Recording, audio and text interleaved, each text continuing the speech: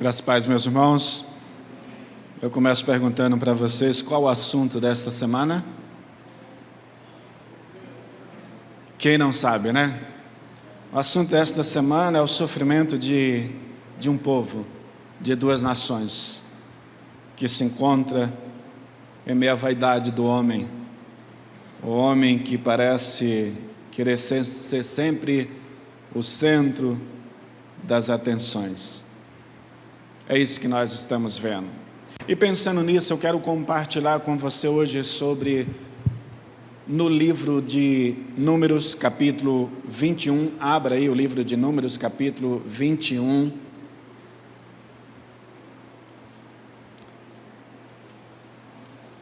Compartilho com os irmãos nessa noite, do verso 4 ao verso 9. Números, capítulo 21, do 4 ao 9.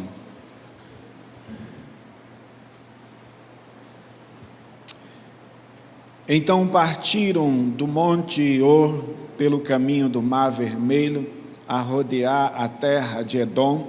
Porém o povo se tornou impaciente no caminho. E o povo falou contra Deus e contra Moisés, porque nos fizeste subir do Egito para que morramos neste deserto, onde não há pão nem água, e a nossa alma tem fastio deste pão vil. Então o Senhor mandou entre o povo serpentes abrasadoras que mordiam o povo, e morreram muitos do povo de Israel. Veio o povo a Moisés e disse: havemos pecado porque temos falado contra o Senhor e contra ti. Ora ao Senhor que tire de nós as serpentes. Então Moisés orou pelo povo. O povo saiu ao encontro Disse o Senhor. Então Moisés orou. Disse o Senhor a Moisés: faze uma serpente abrasadora, põe-na sobre uma haste, e será que todo mordido que a mirar viverá. Fez Moisés uma serpente de bronze e a pôs sobre uma haste. Sendo alguém mordido por alguma serpente, se olhava para a de bronze e ficava sarado. Um texto correlato com este se encontra lá em João. Eu peço que você também abra lá no Evangelho de João. Evangelho de João, lá no capítulo 3, verso 14 e 15. E do modo porque Moisés levantou a serpente no deserto, assim importa que o Filho do Homem seja levantado, para que todo aquele que nele crê tenha a vida eterna. Esses dois textos estão correlatos. Meus irmãos, o tema da nossa mensagem desta noite é a desordem humana e a graça de Deus. A desordem humana e a graça de Deus. Meus irmãos, nós temos um mundo que é caracterizado, é feito em sua ordem na qual foi criado. Tudo funciona. Obrigado, meu irmão. Tudo funciona muito bem e tudo está muito bem organizado. Deus é um ser inteligente. Deus fez as coisas nas suas devidas ordens, colocou tudo no seu devido lugar. Nós temos visto isso, meus irmãos, nos nossos estudos de escola dominicais. Você que não tem vindo, você está perdendo. E eu quero desafiá-lo a ter um conhecimento a mais das Escrituras Sagradas, a participar da escola bíblica dominical. Mas onde o homem chega, meus irmãos, onde ele coloca o dedo, a desordem o acompanha. O homem é um ser mau. O homem é um ser mau. Aonde o homem coloca o seu dedo, coloca a sua mão, a desordem acontece. E nós não vamos muito longe para vermos tudo isso. Basta olharmos para o cenário no qual nós estamos vendo durante esta semana. A desordem, o caos. Nós não temos apenas, meus irmãos, um país que está indo afrontar o outro, em destruir o outro, em tomar o poder. Nós temos também um país que, no seu contexto, na sua regionalidade ali, também está acontecendo crise. Já são mais de 1.000 e poucos que têm sido presos por conta desta guerra, dos desejos vaidosos desses homens. O homem não é um ser bom. Aquilo que a sociologia, o pensamento, a ideia sociológica usa para justificar a desordem do homem, de que o homem é um ser do meio, ou seja, é resultado do meio, isso não passa de uma mentira. Essa ideia de que o homem foi influenciado, de que o homem é aquilo que a cultura fez, gerou nele, isso não é verdade. Se nós quisermos saber quem é o homem na sua originalidade, nós precisamos olhar para o homem lá depois da queda. Deus fez o homem perfeito, mas o homem decidiu caminhar para o caos, para a desordem. E é muito triste que isso seja tão real depois da queda. Quando nós pensamos em desordem, nós não estamos apenas olhando para um cenário distante de nós. Nós precisamos olhar para o cenário no qual nós vivemos. O nosso próprio cenário, nosso contexto. Quantas vezes nós não nos pegamos olhando e falamos, tem alguma coisa de errado. Tem alguma coisa de errado com a minha vida, tem alguma coisa de errado com os meus vizinhos, tem alguma coisa de errado com o meu trabalho. Desordem. Isso traz inquietação, isso traz desconforto. Isso é a capacidade que o homem tem. Ele tem uma capacidade enorme de arruinar o ambiente, a vida alheia e a sua própria vida. Você, nós temos essa capacidade por conta do pecado. E eu creio que, se você fazer uma análise aí, você vai ver que de fato isso é real. Sabe aquele momento que você vai dormir em paz e você acorda e um olhar, uma palavra, lá no trabalho, lá na escola, seja qual for o ambiente, parece que muda todo o cenário, parece que cai uma névoa sobre nós, não é? Basta alguém falar alguma coisa que de repente não está de acordo com aquilo que eu estou pensando, que você está pensando. Infelizmente é isso, a capacidade que o homem tem de arruinar ambiente, de arruinar relacionamentos.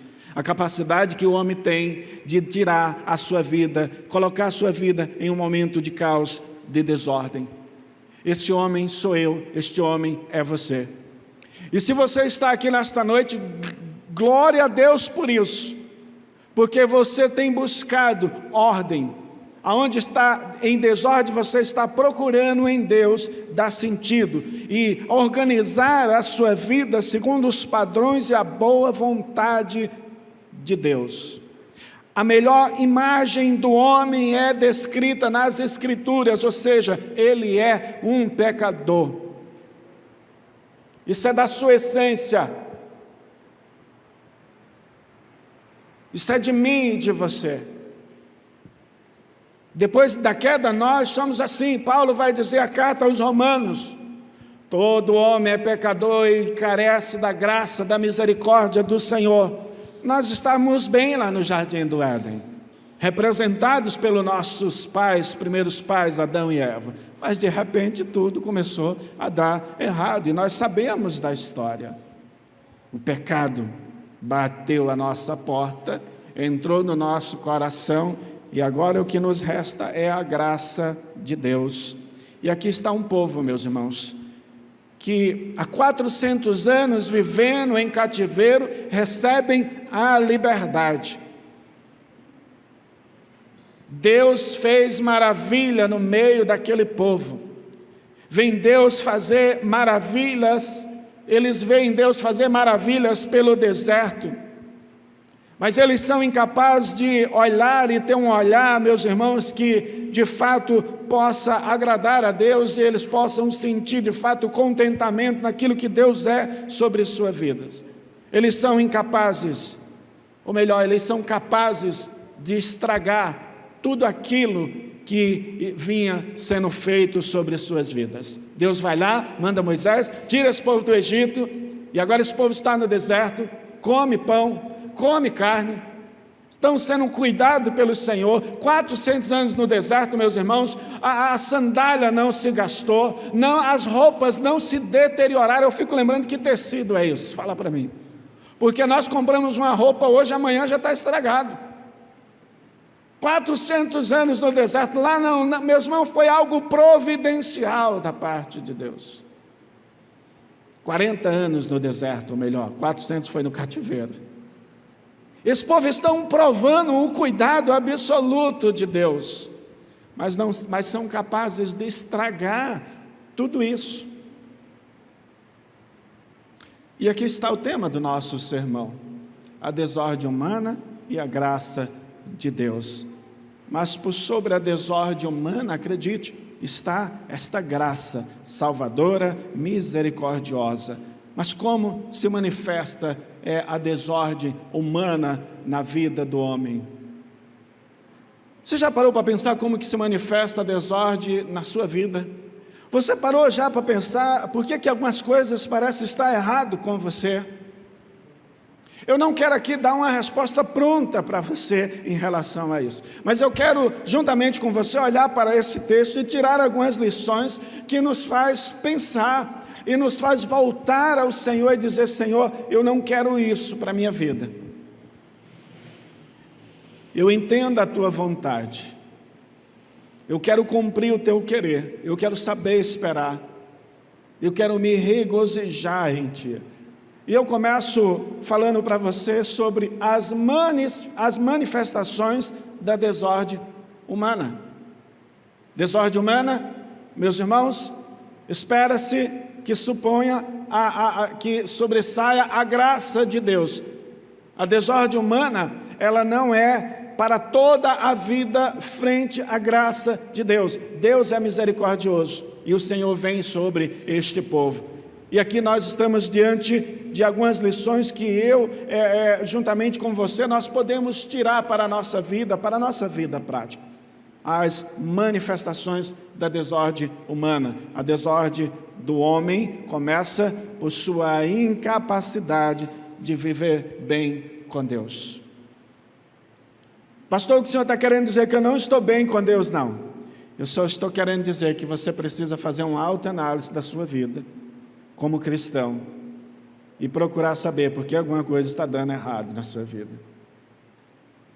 Porque, veja bem, eles estavam no deserto, mas a coisa estava funcionando, eles não estavam abandonados. Mas sempre que esse povo no deserto, sempre que esse povo ali no deserto cometia situações de desagrado a Deus, o deserto passava a ser mais deserto ainda. Que coisa tão terrível é essa? Já não chega a estar no deserto e ainda ser atacado por serpentes? Como dizia um amigo meu, nada pode estar tão bom que não possa piorar. Deus quer nos despertar, meus irmãos, a algo que é real em nossas vidas. Primeiro, nós precisamos reconhecer de que nós somos incapazes de viver bem com Deus, se não for pela sua graça. É incrível a capacidade que o ser humano tem de errar. Esse povo, meus irmãos, que outrora não passavam de escravos e que sua melhor refeição, durante 400 anos, lá naquele Egito, a sua melhor refeição, os textos bíblicos, os relatos bíblicos vão dizer que eram o quê? Alho, pepino, cebola. E os camaradas gostavam desse negócio, a ponto de quando está no deserto sentir falta. A capacidade que esse sujeito tem, meus irmãos, de não viver bem com Deus é algo terrível. Isso é da nossa natureza. Eu quero falar uma coisa para você. Você não está aqui porque você acordou desse jeito. Ah, eu amo Deus. Hoje eu não vou faltar no culto. Com a sua natureza pecaminosa? Tem gente que está aí sentado no banco com aquele ânimo, sabe? Principalmente para nós que tivemos uma maratona de ontem para hoje, né? Com essa molecada aí. É que está meio, Deus, segura. Não quero cochilar. Não se preocupe, você não vai cochilar. A nossa natureza caída, meus irmãos. Nós somos incapazes de viver bem com Deus, a não ser que a sua graça seja revelada a nós. Deus manda carne para esse povo, Deus manda pão para este povo, Deus manda segurança para este povo. Esse povo não estão andando nu no deserto. Deus não permitiu que a sandália se desgastasse, a roupa se desgastasse. Esse povo estava em segurança. Quando ele sai do deserto, o texto diz que uma coluna de fogo, naquele deserto frio, terrível, essa coluna de fogo, não somente o direcionava, mas dava condições de andar naquele deserto. E à noite, aquela nuvem que pairava sobre eles para aquele sol escaldante não matar aquelas crianças, aquele povo, aquelas famílias, aqueles idosos. Mas esse povo insiste de que tem alguma dificuldade na sua relação para com Deus. Depois de verem as manifestações poderosas do Todo-Poderoso, agora eles dizem, chega de ouvirmos esse Deus. Porém o povo se tornou impaciente no caminho, verso 4. E o povo falou contra Deus, verso 5.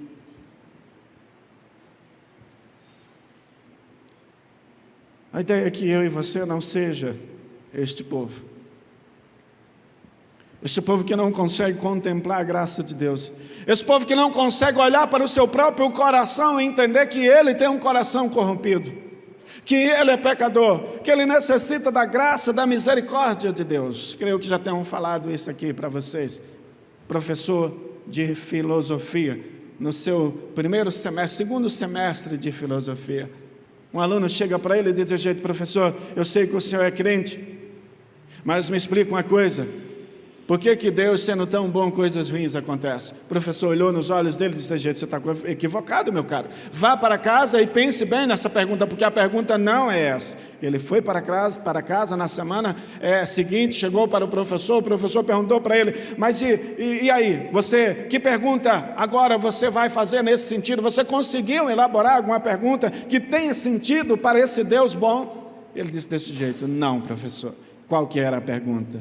O professor olha nos olhos dele e diz desse jeito: você deveria se perguntar o seguinte: por que Deus, sendo Deus tão bom, me permite levantar cada dia pela manhã, cometer os mesmos pecados, ser aquele brutamonte, aquele grosso para com a minha família, ser aquele irresponsável no trabalho muitas vezes, ser aquele irresponsável na escola, sem compromisso, sem responsabilidade? Por que Deus, sendo bom, ainda me dá o fôlego de vida?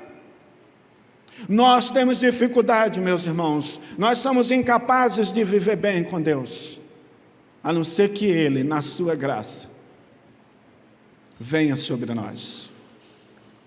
E eu fico maravilhado como Deus, Ele é paciente, como Ele é Deus misericordioso. E a incapacidade de viver bem com Deus, elas são movidas, meus irmãos, na maioria das vezes pelos medos que temos, pelas nossas paixões, nossos desejos que suplantam a vontade de Deus,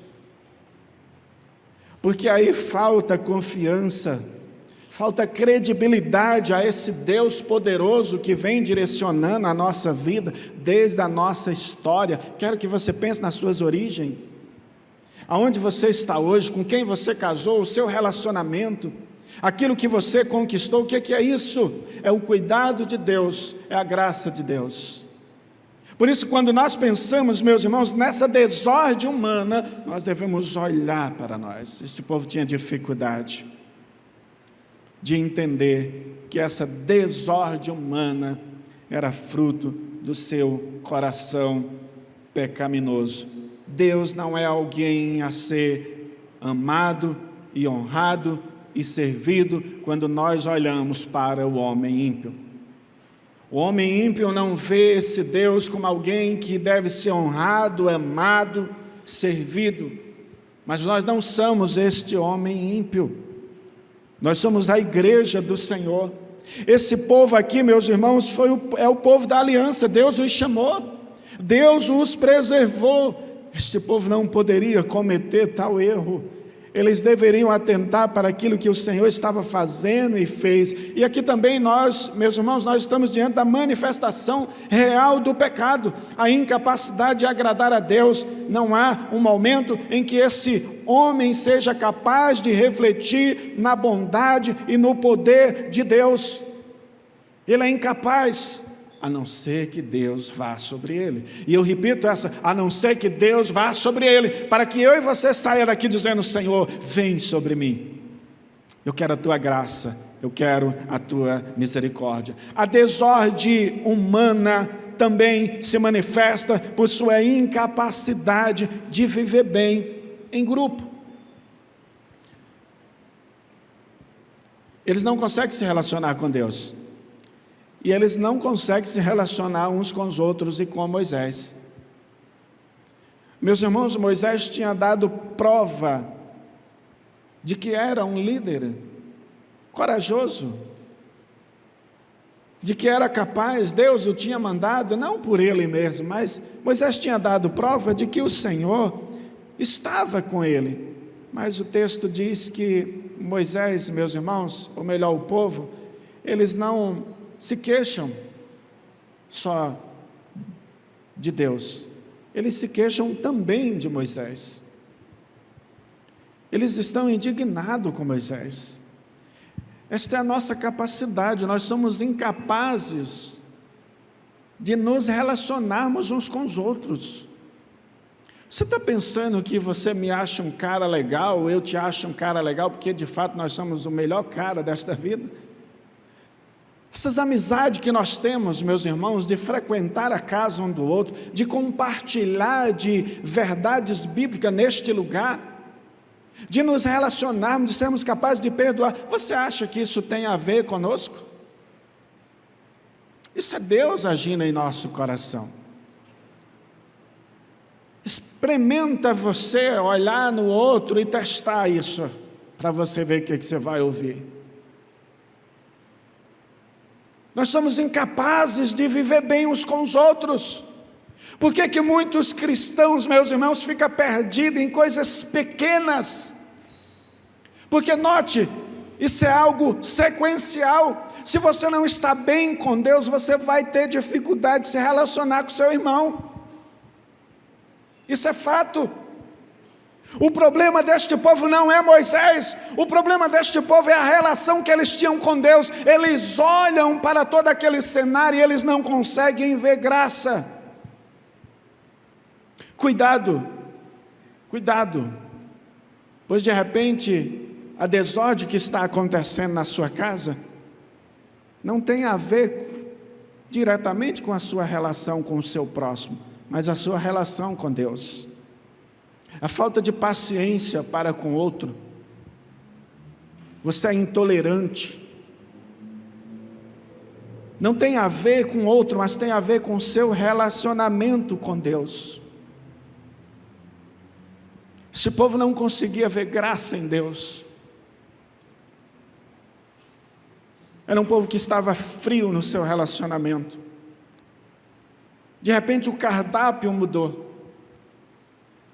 E a expressão que eles usam é: já não aguentamos mais este pão vil. Deus suprindo este povo. E a resposta deles para Deus é: já não aguentamos mais este pão vil, descontentamento. Eles dizem: a nossa alma tem fastio desse pão vil, verso 5. E a expressão usada aqui para fastio é derivado de uma raiz hebraica primitiva, que pode ser traduzido por enojar, de sentir desgosto de, afligir-se, enojar-se. Pessoas que estão enojadas de Deus não conseguem ter prazer em seus relacionamentos. Pessoas que estão enojadas de Deus, que não têm prazer em Deus, não conseguem perdoar. Pessoas que estão enojadas no seu relacionamento com Deus, desgostado, sendo afligido em si mesmo, não são capazes de sentir prazer na vida, na comunhão da igreja, na vida em família. Não tem como sentir isso. A questão não era Moisés, a desordem não era Moisés, a desordem era seus desejos, suas vontades. Eles queriam, e agora eles se voltam para Moisés e diz: olha, não dá mais, tu nos tiraste daquela terra para morrer nesse deserto. Meus irmãos, quanta gente está assim, quantas famílias estão vivendo assim, quantos maridos, esposas, filhos estão vivendo assim, enojados nos seus relacionamentos, cansados, afadigados, e não conseguem identificar a desordem que está acontecendo no seu coração. Não são capazes de identificar essa desordem, esta falta de um bom relacionamento com Deus. Esse povo se mostra enojado de Deus, desgostoso de Moisés e da provisão de Deus. E por que nos fizeste subir do Egito para que morramos nesse deserto? Quem aqui já não se enojou de alguém? Vamos ser sinceros, de foro íntimo, pensa aí no seu coração. Sabe aquela expressãozinha e aquele sorriso de canto de boca? Sujeitinho encardido. Esses somos nós, meus irmãos. Quem de nós já num relacionamento falou: meu Deus, não aguento esse cara, sempre a mesma história? Nós precisamos tomar cuidado. Nós precisamos atentar para aquilo que Deus requer de nós. Bons relacionamentos começam com bons relacionamentos para com Deus, mas incapazes nós de termos bons relacionamentos, um bom relacionamento com Deus, nós precisamos recorrer sim à sua graça. E quem sabe essa seja, meus irmãos, uma realidade de alguém próximo de nós, ou quem sabe de nós mesmos, que tem sido desordem na nossa vida, o que precisa ser mudado. Algo precisa acontecer.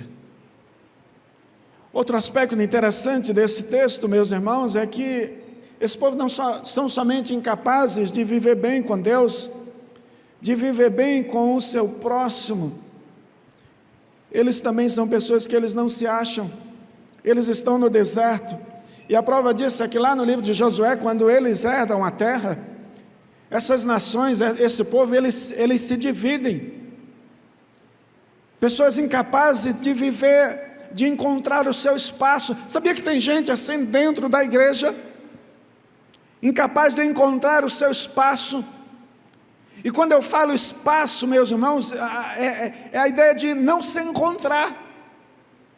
Nós vivemos em uma cultura que as pessoas precisam de aprovação de alguém para se sentir bem. Já viu isso? Eu preciso de pessoas que me aprovem. Olha, o pastor precisa de alguém que lá no final do culto, lá na frente, diga: gente, pastor, que sermão, como Deus falou comigo. Tem gente que é assim. É o adolescente, meus irmãos, que precisa de aprovação da maioria.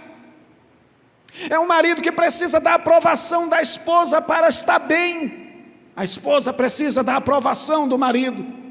Nós vivemos em uma cultura que as pessoas, meus irmãos, não tiram tempo para si. Elas não tiram tempo para si. Ah, meus irmãos, nós precisamos praticar, nos encontrar. Nós precisamos ter tempo para nós com Deus. Esse povo estão no deserto, estão sempre num tumulto de situações. Eles não conseguem se achar. Mesmo na terra prometida, quando encontrar ali, eles... aqui está muito bom, vamos causar um negócio aqui, vamos causar uma discussão. Aí alguém se levanta lá e daqui a pouco nós temos nações, tribos. Aquele povo que saiu do Egito se dividem. Eles brigam uns com os outros. Nós precisamos praticar, meus irmãos. Nós precisamos nos encontrar. Você precisa de tempo para você. Você, esposa, você precisa de tempo para você.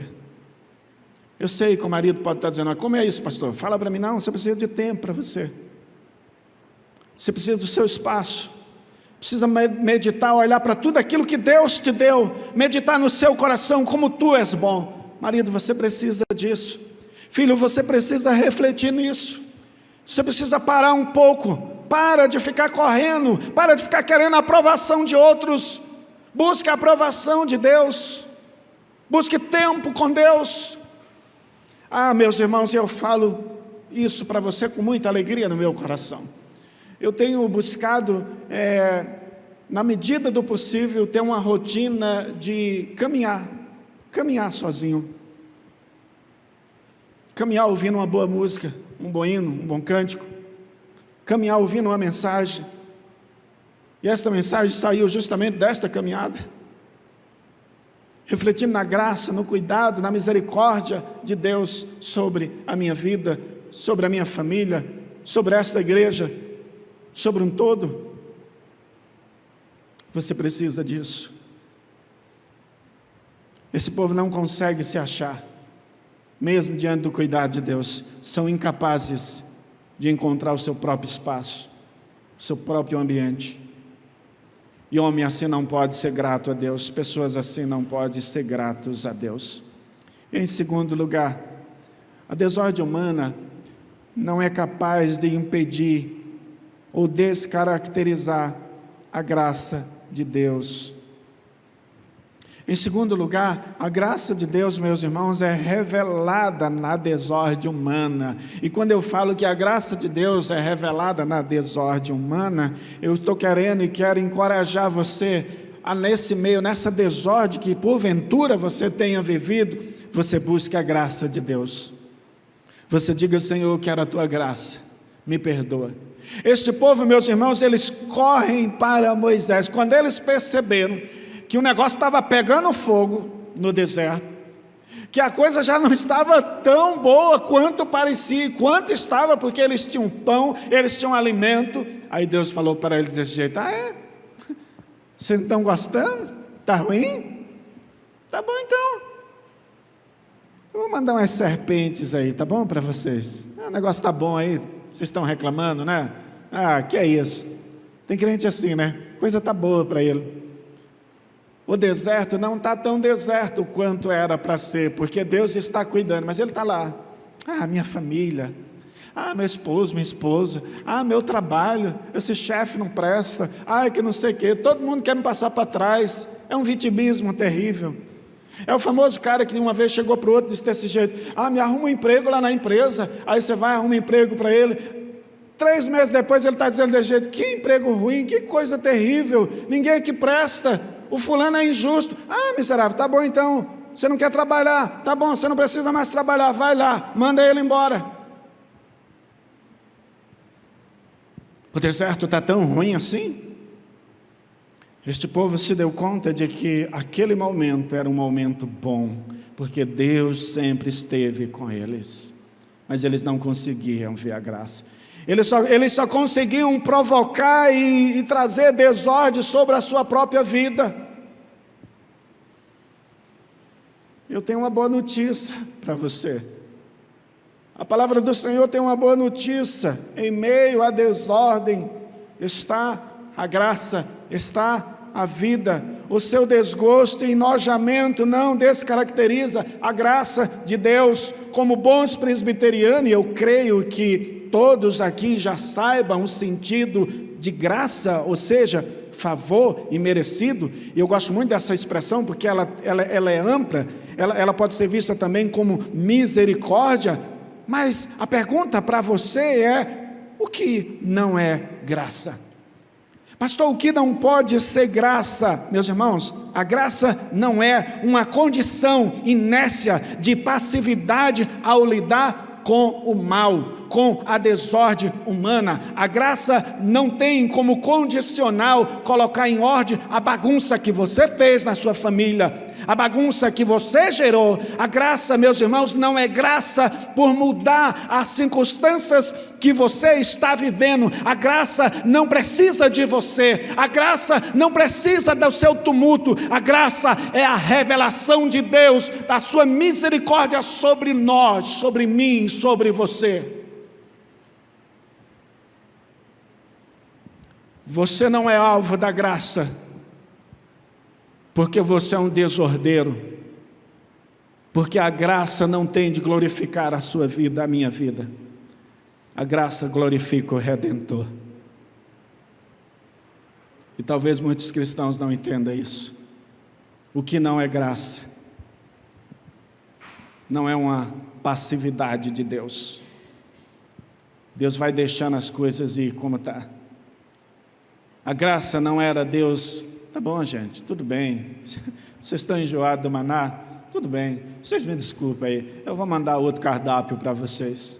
Não, Deus disse desse jeito, jogou serpente lá. Vocês não conseguem encontrar graça na vida? Manda a serpente. E a serpente foi. E a serpente alcançaram esses camaradas. A graça também não tem a ver com frouxidão. Deus é moral, Ele se ira, Ele trata o mal como mal e o bom como bom. Deus é moral. Deus vai tratar o mal como mal e o bom como bom. Quer ver um exemplo, meus irmãos? E eu quero que você pense nisso. Por que às vezes nós vemos alguns pais dizer desse jeito: eu tenho que tomar cuidado no trato com os meus filhos? Veja bem, você tem 2 filhos, o exemplo Jacó e Esaú, não é? O camarada que praticava a maldade, que não estava submisso à disciplina, ele era disciplinado. Agora imagine se você que tem 2 filhos, aí chega lá, o camarada está lá, seja ele quem for, está lá sempre aprontando. Aí você diz: não, eu tenho que tomar cuidado, porque o castigo tem que ser para todos. É muito interessante pensar nisso. Me permita fazer um parêntese, que eu sei o que é isso, viu, meus irmãos? Eu fui criado num ambiente de tios, né? Então nós éramos entre uns 7. Quando um aprontava, o negócio esquentava para todo mundo. Eu nunca achei graça naquilo. Eu não sei porque que eu tinha que pagar pelo erro dos outros. Meus irmãos, Deus é moral, é um ser moral. O Senhor não traz juízo sobre um que tem aprontado, que tem se desviado, e olha para o outro: você vai entrar também no chinelo. Não, Deus não é assim. Deus conhece o nosso coração. Obviamente que o ambiente tenso vai gerar ali, vai trazer desconforto a todo mundo, mas sempre vai ter aquele que aprontou, a pena vai para ele. O desconforto vai vir, sim, com certeza, ninguém quer isso, mas Deus é moral. E Deus não permite que o homem ele saia impune de suas escolhas erradas, inconsequente. O Senhor traz sobre ele o juízo. Deus não é frouxo. Deus é moral, Ele se ira, Ele trata o mal como mal e o bom como bom. A graça significa que Deus se compadece de nós, que Ele tem compaixão de nós. A graça não acaba. Não chega um dia em que Deus vai olhar para mim e para você e vai falar desse jeito: não dá, cara, não te aguento mais. Hoje você extrapolou. Às vezes nós falamos assim, né? Hoje foi difícil. Hoje você extrapolou. Alguém certa vez, meus irmãos, conversando com o pastor, disse desse jeito: pastor, olha, eu estou sem saber o que fazer. Eu tenho pensado em me separar da minha esposa. Meu irmão, você não precisa responder isso. Mas eu creio que a maioria de nós que estamos aqui, em algum momento da nossa carreira familiar, dos nossos relacionamentos, nós dissemos lá no nosso coração, nós não dizemos nessas palavras, mas do tipo, se eu não tivesse nessa situação, como que seria? Nós somos pecadores, mas a graça paira sobre nós. Nas manifestações da graça, uma condicional que está o próprio Cristo. O verso 7 começa dizendo: veio o povo a Moisés e disse: havemos pecado, porque temos falado contra o Senhor e contra ti. Ora ao Senhor que tire de nós a serpente. Deus disse a Moisés: faz uma serpente e a põe sobre um haste. E será que todos que forem mordidos pela serpente, ao olharem para esta serpente na haste, os mesmos serão curados. Verso 8. O julgamento e a morte vêm pela picada da serpente. Note, o antídoto é uma serpente levantada. O homem pecou. Essa é a ideia. O homem pecou e nele foi empregado, meus irmãos, impregnado esse veneno chamado pecado, chamado desordem. Sua vida virou uma bagunça. A serpente aqui é um tipo do Cristo.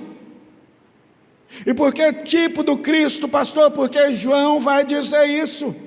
Lá no Evangelho de João, correlato com este.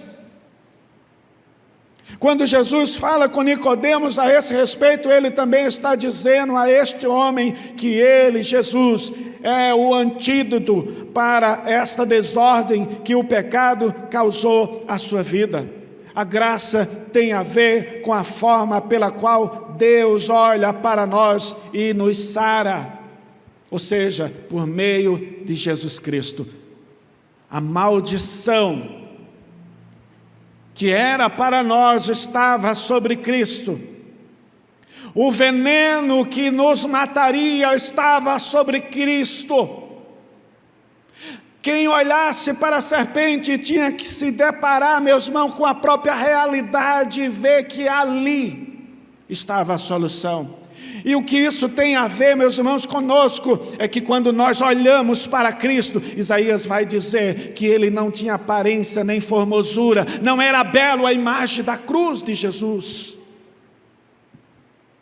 Ninguém gostaria de olhar para o flagelo da cruz, ver, meus irmãos, um homem sendo chicoteado, e aquele chicote não era esse chicote de gado que nós temos hoje, era cravos em suas pontas, que quando jogava e puxava, vinha pedaço de carne agarrado.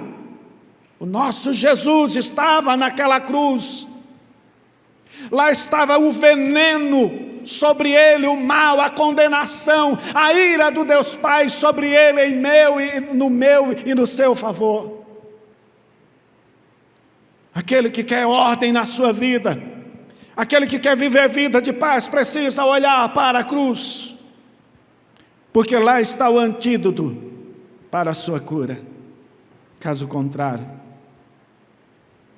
você caminhará para o pior. E aí nós entendemos o que Paulo fala à igreja, aos romanos: onde abundou o pecado, superabundou a graça. Onde abundou o pecado, superabundou a graça.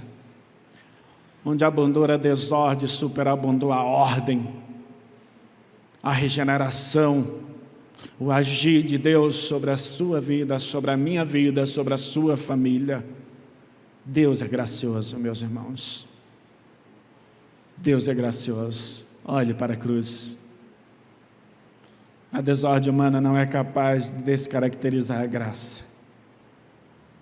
A graça é algo, como a própria palavra fala, misericórdia abundante. Eu quero concluir dizendo que a desordem humana é a evidência clara de que o mesmo é incapaz, nós homens, de conduzir e satisfazer a nossa própria vida. e de que de fato nós precisamos de cura. Nós precisamos que o Senhor nos cure destas picadas chamada pecado. Nós precisamos que o Senhor nos cure de palavras torpes que saem nos nossos relacionamentos. Nós precisamos que Deus nos cure de nossos olhar de reprovação para com a vida do próximo. Nós precisamos que o Senhor nos cure de tudo aquilo que tenta descaracterizar a graça, a misericórdia de Deus. Cuidado com a forma pela qual você está tentando conduzir a sua vida. É preciso que você olhe para a cruz. Caso essa desordem seja a sua realidade, eu aconselho que você corra para Cristo. A sua graça é ilimitada. Cristo é o antídoto para a cura da nossa alma, da nossa carne, das nossas emoções. Que o Senhor os abençoe. Que o Senhor os encoraje a esta realidade. Não permita, não seja como aquele povo. Olhe para a graça. A graça é abundante. Peço o ministério de louvor que esteja à frente. Vamos estar entoando um cântico. E eu quero que você reflita neste cântico, que tem como título Corpo e Família.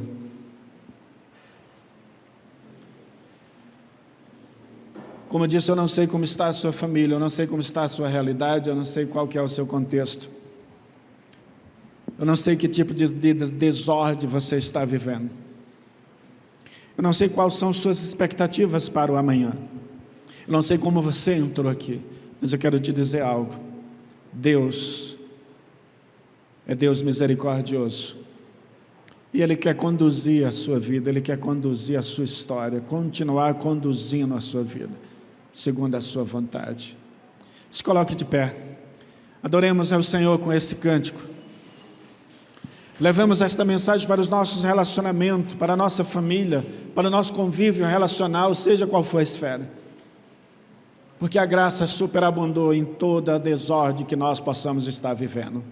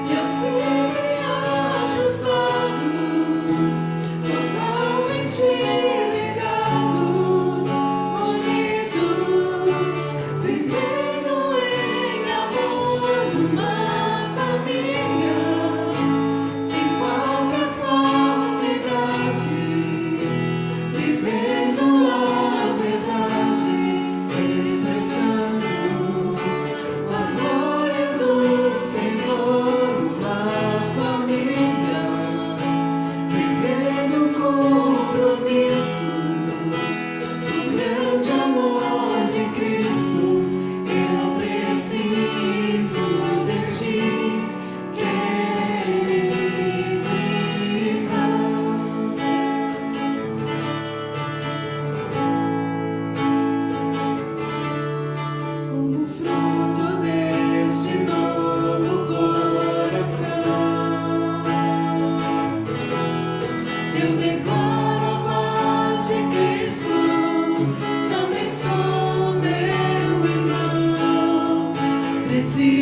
é a nossa comunhão.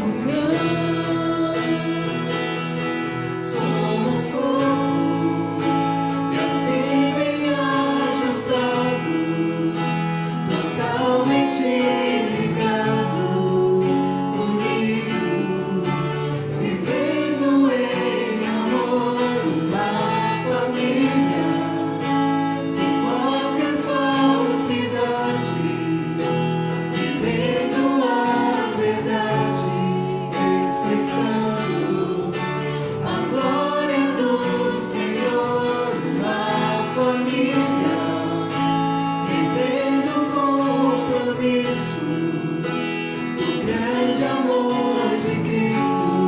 Eu preciso de ti, querido irmão, precioso és para mim, querido irmão, eu preciso de ti, querido irmão, precioso és para mim, querido irmão.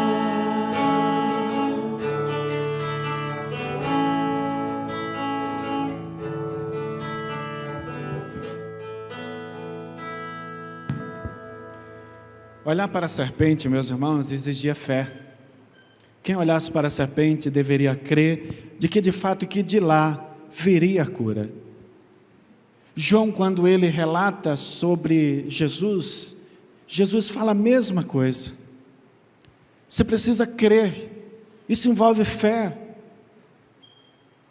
Não basta simplesmente ver o cenário, mas é necessário crer. Talvez o cenário da cruz seja algo muito claro na sua mente, você se imagine, mas a pergunta é: você crê?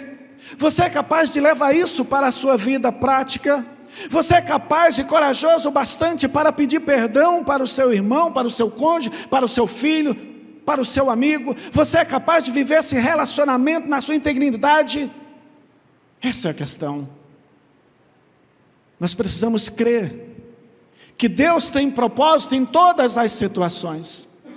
E por mais que seja desordem que aconteça em nossa vida, e acredite, vai acontecer, porque somos pecadores, a graça de Deus superabundou sobre a minha vida e a sua vida.